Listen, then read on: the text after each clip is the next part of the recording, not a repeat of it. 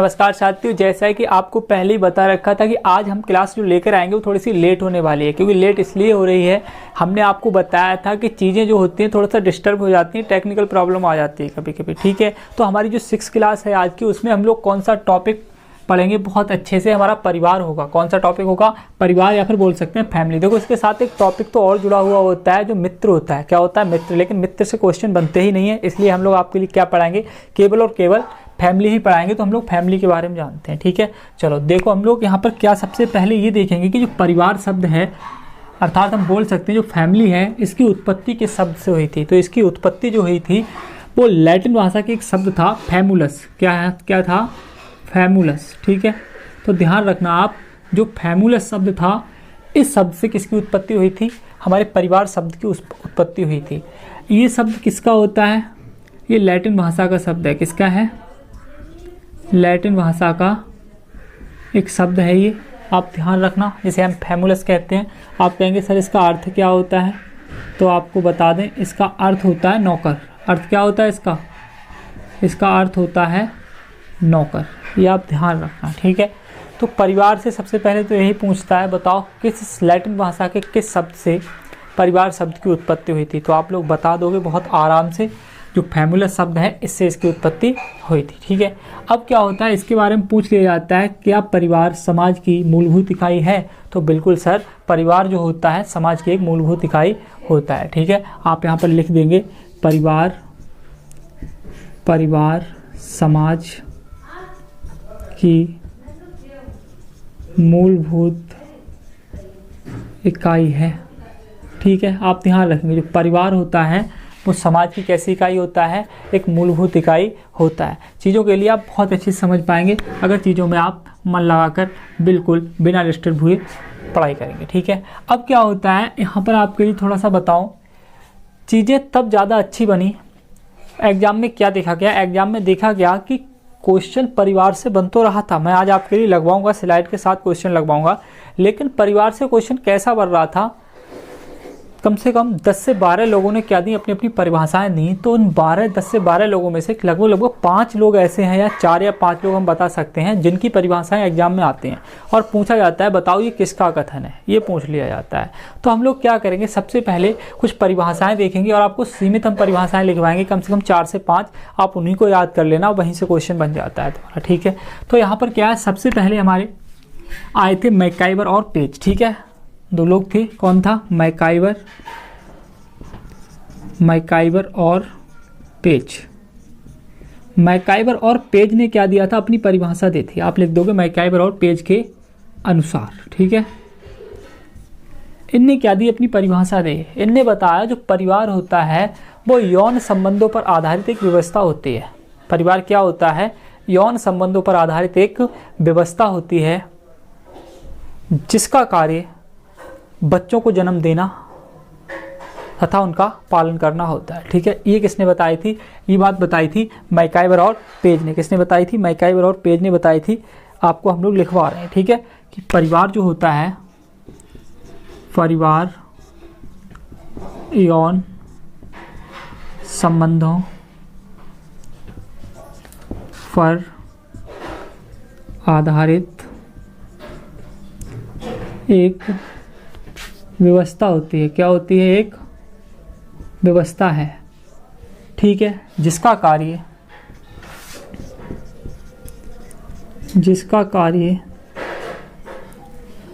बच्चों को जन्म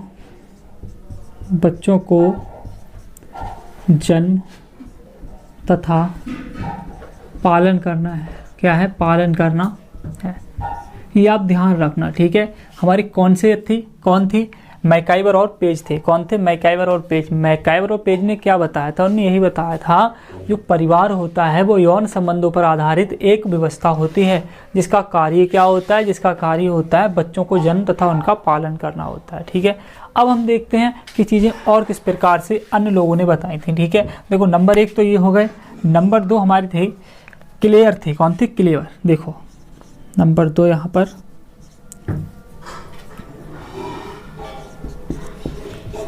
क्लियर, ठीक है। कहीं कहीं क्लियर लिख के आता है, कहीं कहीं क्लेवर लिख के आता है, ये आप ध्यान रखेंगे, ठीक है। फिलहाल तो यहाँ पर क्लियर ही सबसे बेस्ट रहेगा। क्या रहेगा? क्लियर के अनुसार। तो हम लोग क्लियर के अनुसार देखेंगे कि मतलब इनने परिभाषा परिवार की क्या दी थी, ठीक है। इनने बताया था, क्लियर ने बताया था, जो परिवार होता है वो बच्चों और माता पिता के संबंधों की एक व्यवस्था होती है। बस इनने इतना बताया था। इनने क्या कहा था? जो परिवार होता है वो बच्चे और माता पिता के संबंधों की एक व्यवस्था होती है, ठीक है। इन्हें बताया था परिवार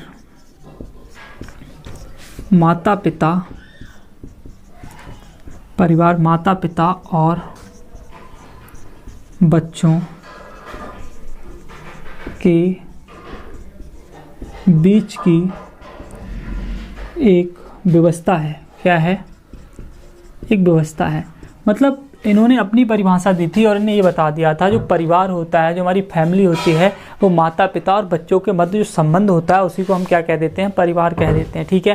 तो इस प्रकार से इन्हें बता दिया था। अब अगले आए थे, अगले कौन थे? उनने भी अपनी परिभाषा दी थी। ये साहब थे जीपी मडार्क नाम था इनका। क्या नाम था? जीपी मडार्क नाम था इनका। जीपी मडार्क।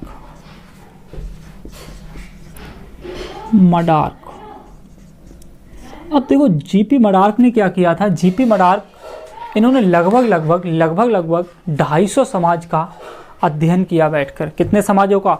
250 समाज का अध्ययन किया। और 250 समाज का मतलब अध्ययन करने के बाद इन्होंने बताया कि जो परिवार होती है, परिवार जो है वो क्या है?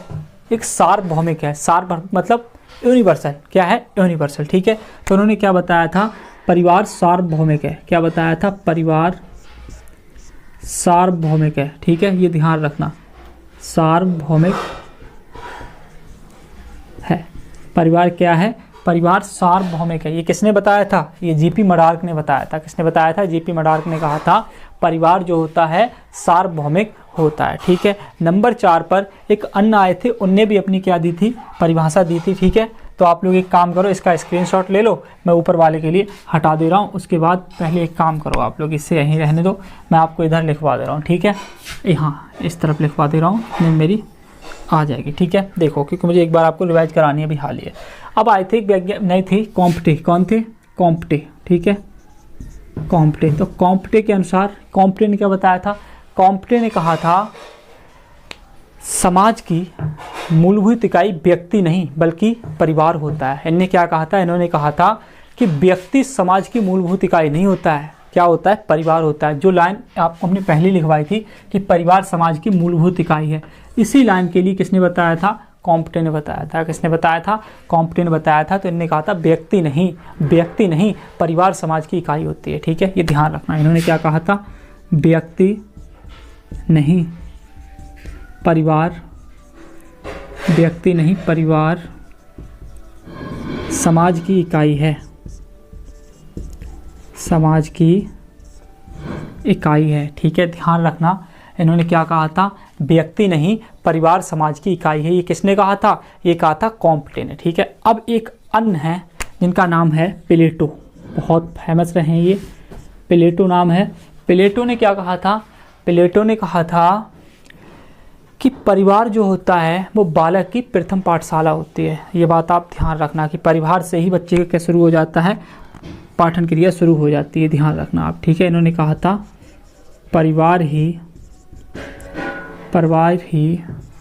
बालक लिखो, बच्चा मत लिखो। परिवार ही बालक की प्रथम पाठशाला है। प्रथम पाठशाला है। ये किसने बताया था? प्लेटो ने बताया था कि परिवार ही जो होता है वो बालक की एक प्रथम पाठशाला होती है, ठीक है। आप लोगों को याद हो जानी चाहिए। सर ये पूछी जाती है, लिखकर आ जाएगी, केवल परिभाषा लिखकर आ जाएगी और वो पूछ लेगा आपसे बताओ ये कथन किसका है। फिर आप लोग एग्जाम में क्या करेंगे? अपना मूड डिस्टर्ब करेंगे। इसलिए क्यों ना अभी आप याद कर लो। मैं आपको इसलिए कह रहा हूँ याद करने के लिए। देखो, चीज़ें तभी आप दूसरे से कह सकते हो जब खुद के लिए अच्छे से उनका क्या होना चाहिए? जानकारी होनी चाहिए। तो आप भी आगे जाकर क्या करोगे? पढ़ाओगे किसी ना किसी के लिए, तो चीज़ों के लिए आप लोग समझो, ठीक है। यहाँ पर क्या है? सबसे पहले हमारे थे मैकाइवर और पेज, ये मैकाइवर हैं, ठीक है, ध्यान रखना, मैकाइवर और पेज थे। इन्होंने क्या बताया था, परिवार जो होता है वो यौन संबंधों पर आधारित एक व्यवस्था है, ठीक है, जिसका कार्य बच्चों को जन्म या पालन करना होता है। चलो ठीक है सर। इसके बाद हमारे कौन आए थे, क्लेयर आए थे। क्लेयर ने क्या कहा था, परिवार जो होता है वो माता पिता और बच्चों के बीच की एक व्यवस्था होती है, संबंध होता है, ये ध्यान रखना, ठीक है। उसके बाद जीपी मडार्क आए थे। जीपी मडार्क ने क्या बताया था कि परिवार एक सार्वभौमिक है। परिवार क्या है, सार्वभौमिक, मतलब ये फैमिली इज ए यूनिवर्सल, ठीक है, फैमिली कैसी है, एक यूनिवर्सल है। परिवार कैसा है, हमारा सार्वभौमिक है, ये जीपी मडार्क ने बताया था। अब कौन आए, कॉम्प्टे आए। कॉम्प्टे ने कहा व्यक्ति नहीं बल्कि परिवार समाज की इकाई होता है, व्यक्ति नहीं बल्कि परिवार समाज की इकाई होता है, ये ध्यान रखना है यहाँ पर, ठीक है, बल्कि और लिख लेना यहाँ, व्यक्ति नहीं बल्कि परिवार ही समाज की क्या होता है, इकाई होता है। उसके बाद प्लेटो आए। कौन आए, प्लेटो। और प्लेटो ने कहा प्लेटो ने बताया कि परिवार ही बालक की प्रथम पाठशाला है, ये आप याद रखना। प्लेटो ने क्या कहा था, परिवार ही बालक की प्रथम पाठशाला है। आप ऐसा मान के चलो, यहाँ से आपका 1 नंबर बिल्कुल तैयार हो गया, एक क्वेश्चन बिल्कुल तैयार हो गया। मैं आपको क्वेश्चन दिखाऊंगा आज बहुत अच्छे से, क्या क्या क्वेश्चन है परिवार से, आप बहुत अच्छे से बना ले जाओगे, ठीक है, ये आप याद रखना। चलो, मतलब परिवार के प्रकार क्या होते हैं, तो परिवार के प्रकार मतलब 2 प्रकार का होता है, एक तो एकल परिवार होता है, ठीक है, और क्या होता है हमारा संयुक्त परिवार, मतलब ज्वाइंट फैमिली, ठीक है, इसे हम बोल देते हैं न्यूक्लियर फैमिली। क्या बोल देते हैं, न्यूक्लियर फैमिली, हिंदी में बोल देंगे नाभिकीय, ठीक है, या फिर इसे केंद्रीय परिवार भी कह देंगे। क्या कह देंगे, केंद्रीय परिवार भी कह देंगे, ठीक है। तो आप लोगों के लिए सबसे पहले मैं क्या दिखाने जा रहा हूँ, आप समझने की कोशिश करना। एक स्क्रीन पर एक स्लाइड दिखाने जा रहा हूँ, उस स्लाइड को आप देखो और समझो, और वो स्लाइड किसके बारे में है, एकल परिवार के बारे में, ठीक है। तो देखो आपके सामने एक स्लाइड आई होगी, उस स्लाइड को देखकर आप बताओ बहुत अच्छे से कि ये स्लाइड किस चीज़ को रिलेट करती है, क्या एकल परिवार से, संयुक्त परिवार से है। सर ये एकल परिवार से, किससे है, एकल परिवार से, ठीक है। देखो एकल परिवार जो होता है, एकल परिवार में आप याद रखना, इसमें माता पिता होते हैं और उनके अविवाहित बच्चे होते हैं, माता पिता होते हैं और उनके अविवाहित बच्चे होते हैं, ठीक है। तो सबसे पहले हम लोग एकल परिवार के बारे में जानते हैं। किसके बारे में, एकल परिवार के बारे में थोड़ा सा सीखते हैं। देखो इसे मैंने अभी आपको क्या बताया था, इसे नाभिक या केंद्रीय परिवार भी कहते हैं। क्या कहते हैं, केंद्रीय परिवार भी कहते हैं, ठीक है, नाभिक या केंद्रीय परिवार भी कहते हैं। आगे तुम्हारा इसमें क्या है, आगे तुम्हारा इसमें हो जाएगा कि इसमें माता पिता और उनके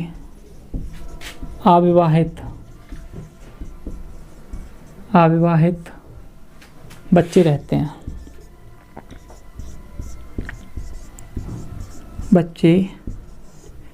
तो एकल परिवार में बस इतना काफ़ी है। एकल परिवार क्या होता है, इसे नाभिकीय या फिर केंद्रीय परिवार कहते हैं। इसमें माता पिता और उनके अविवाहित बच्चे रहते हैं, ये बात आप ध्यान रखना, ठीक है। कौन रहते हैं, माता पिता और उनके अविवाहित बच्चे रहते हैं। अब हम कहाँ आते हैं, एक स्लाइड आपको और दिखाते हैं, और अब देखें आप संयुक्त परिवार के लिए। संयुक्त परिवार को देखकर ही आप समझ गए होंगे कि कितने ढेर सारे लोग बैठे हुए हैं, ये संयुक्त परिवार होता है। संयुक्त परिवार क्या होता है, जिसमें कम से कम एक ऐसा परिवार जिसमें 3 पीढ़ियाँ रहती हों। कितनी रहती हों, 3 पीढ़ियाँ, जैसे दादा दादी, माता पिता, चाचा चाची, समझ गए, इस प्रकार से। तो संयुक्त परिवार के बारे में मैं थोड़ा सा लिख दे रहा हूँ। क्या लिख दे रहा हूँ, ये लिख रहा हूँ, ऐसा परिवार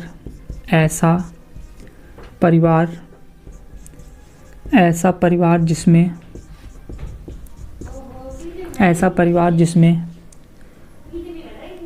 कम से कम 3 पीढ़ियाँ रहते हैं,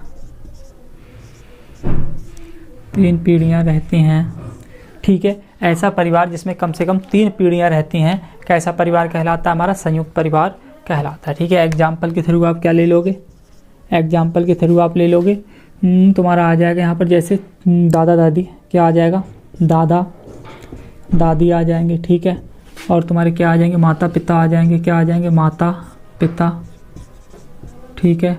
चाचा चाची आ जाएंगे, क्या आ जाएंगे, चाचा चाची आ जाएंगे। इस प्रकार से और भी कई एग्जाम्पल इसके हो सकते हैं। एक ऐसा परिवार जिसमें कम से कम 3 पीढ़ियां रहती हों, वो परिवार क्या कहलाता है? हमारा संयुक्त परिवार कहलाता है। क्या कहलाता है? संयुक्त परिवार, या फिर इंग्लिश में आप बोलते हो ज्वाइंट फैमिली कहलाती है। क्या कहलाती है? हमारी ज्वाइंट फैमिली कहलाती है। ठीक है, तो इस प्रकार से हमारे क्या हो गए? ये हो गए हमारे परिवार के प्रकार। कितने प्रकार का होता है? 2 प्रकार का। ठीक है, अब पूछा जाता है थोड़ा सा और इससे हटके पूछ लिया जाता है, एक टॉपिक आता है तुम्हारा मातृसत्तात्मक परिवार क्या होता है? क्या होता है मातृसत्तात्मक परिवार? ठीक है, मैं इसे हटा रहा हूँ। उसके बाद अब हम लोग क्या देखेंगे? हम देखेंगे मातृसत्तात्मक परिवार। मतलब इस नाम से ही स्पष्ट हो रहा है मातृसत्तात्मक, मतलब जिस घर में माँ क्या होगी? माँ क्या होगी? प्रधान होगी। जिस घर की माँ क्या होगी? मुखिया होगी। जिस घर की औरत क्या होगी? मुखिया होगी। उस परिवार को हम क्या कहते हैं? मातृसत्तात्मक परिवार कहते हैं। तो आप लोग लिख लो थोड़ा सा इस एक लाइन में। ठीक है, माँ परिवार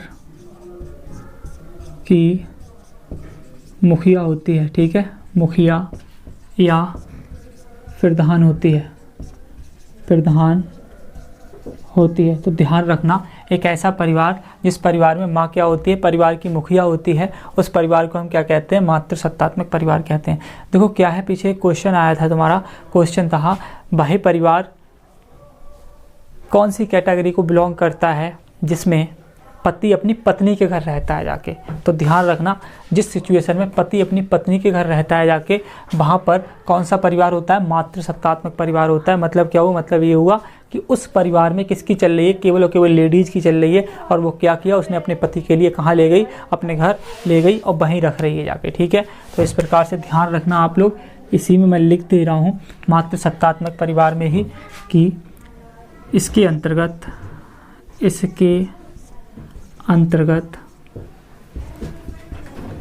अंतर्गत ऐसा परिवार भी आता है, ऐसा परिवार आता है, इसके अंतर्गत ऐसा परिवार आता है जिसमें पति पत्नी के घर रहता है जाकर। ठीक है, इसमें पति पत्नी के घर रहता है, तो ध्यान रखना, अगर क्वेश्चन आ जाए आपके पास कि वह परिवार कौन सा होता है जिसमें पति पत्नी के घर रहता है जाके, तो वो कौन सा हो जाएगा? मातृसत्तात्मक परिवार हो जाएगा। कौन सा हो जाएगा? मातृसत्तात्मक परिवार। ठीक है, अब क्या होता है? अब यहाँ पर होता है पितृसत्तात्मक परिवार। अगला क्या है तुम्हारा? पितृसत्तात्मक परिवार। ठीक है, तो मैं यहाँ पर डाल रहा हूँ पितृसत्तात्मक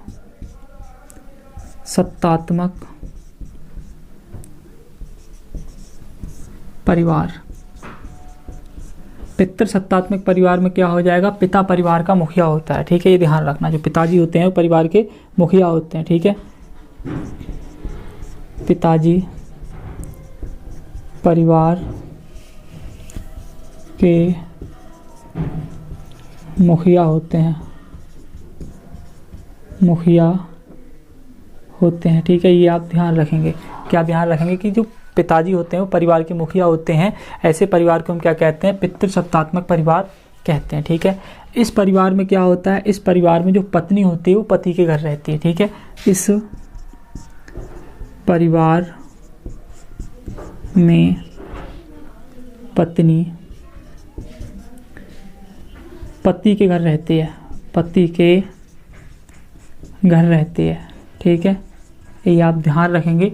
इस परिवार में जो पत्नी होती है वो कहाँ रहती है? पति के घर रहती है। बस चीज़ों को इतना ही समझना था इसमें, और ज़्यादा कुछ है नहीं। तो हमारा मातृसत्तात्मक परिवार भी हो गया और पितृसत्तात्मक भी परिवार हो गया। ठीक है, अब हम देखते हैं क्या? अब हम देखेंगे कुछ, हमारा लास्ट टॉपिक है इसका, क्या है हमारा? परिवार के कार्य। मतलब परिवार के कौन कौन से कार्य होते हैं वो हम बताते हैं। ठीक है, देखो परिवार के कार्य 2 प्रकार से होते हैं। एक तो होते हैं आवश्यक कार्य, एक तो होते हैं हमारे आवश्यक कार्य। ठीक है, और एक हमारे क्या होते हैं? अनावश्यक कार्य। क्या होते हैं? अनावश्यक कार्य। अनावश्यक कार्य। देखो जो आवश्यक कार्य होते हैं उसमें क्या क्या आता है ये समझो आप लोग। आवश्यक कार्य में आता है तुम्हारा संतान प्राप्ति।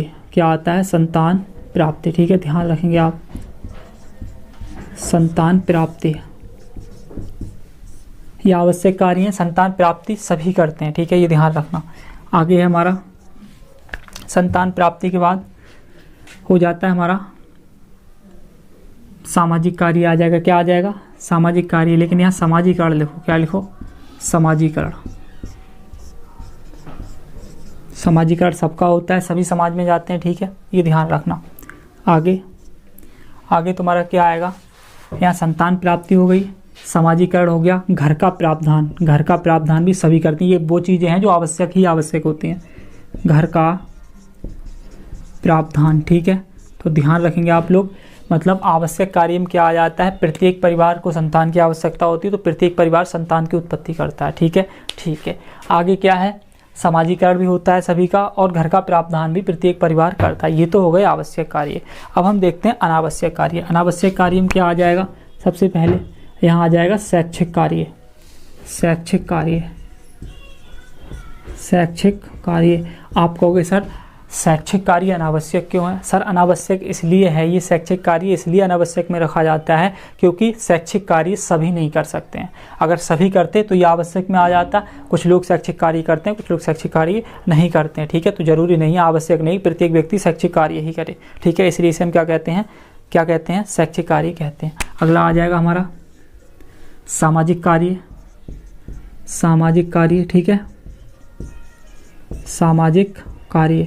जरूरी नहीं है समाज सेवा सभी करें जाके, कुछ ही लोग ऐसे होते हैं जो समाज सेवा करते हैं और सामाजिक कार्य करते हैं जाके, ठीक है। आगे हमारा इसके अंतर्गत क्या आ जाएगा, धार्मिक कार्य। क्या आ जाएगा, धार्मिक कार्य। धार्मिक कार्य भी सभी नहीं करते हैं, कुछ ही लोग कर सकते हैं, ठीक है। आगे हमारे क्या आ जाएगा, सांस्कृतिक कार्य। क्या आ जाएंगे, सांस्कृतिक कार्य, ठीक है। तो आप समझ पा रहे होगे यहाँ वो चीज़ें हैं जो कुछ यूनिक लोग ही करते हैं, इसलिए इन्हें हमने किस में रखा है, अनावश्यक कार्य में रखा है। और ये वो चीज़ें हैं जो प्रत्येक इंसान करता है। घर सबको चाहिए, संतान सबको चाहिए, समाजीकरण सबका होना चाहिए। ऐसा तो है नहीं समाज से किसी को निकाल के भेजा दोगे आप लोग, है ना, बिल्कुल नहीं भगा सकते हो। तो इस प्रकार से ध्यान रखना, यहाँ तुम्हारे आवश्यक और अनावश्यक कार्य हो जाते हैं, ठीक है। अब मैं क्या कर रहा हूँ, जितना क्लास लगाई थी उससे क्या लगा रहा हूँ, तुम्हारे लिए क्वेश्चन लगा रहा हूँ स्लाइड पर। आप लोग फटाफट से बहुत आराम से क्वेश्चनों को जवाब देंगे, हम लोग आगे बढ़ते हैं। क्वेश्चन आपके सामने स्लाइड पर आ गए होंगे, ठीक है। हम लोग देखें क्वेश्चनों के लिए जितना हमने पढ़ा है उसी से संबंधित क्वेश्चन है। तो पहला क्वेश्चन आपकी स्लाइड पर आ रहा होगा, आप भी पढ़ो हम भी पढ़ते हैं कि भारत में लड़कियों व लड़कों के विवाह की न्यूनतम कानूनी आयु कितनी रखी गई, ठीक है। ये रीट 2017 में आया हुआ क्वेश्चन है। तो आप लोग देख सकते हैं 16 वर्ष तथा 18 वर्ष, 18 वर्ष एवं 21 वर्ष, और क्या है तुम्हारा 18, 18, 21 और 21।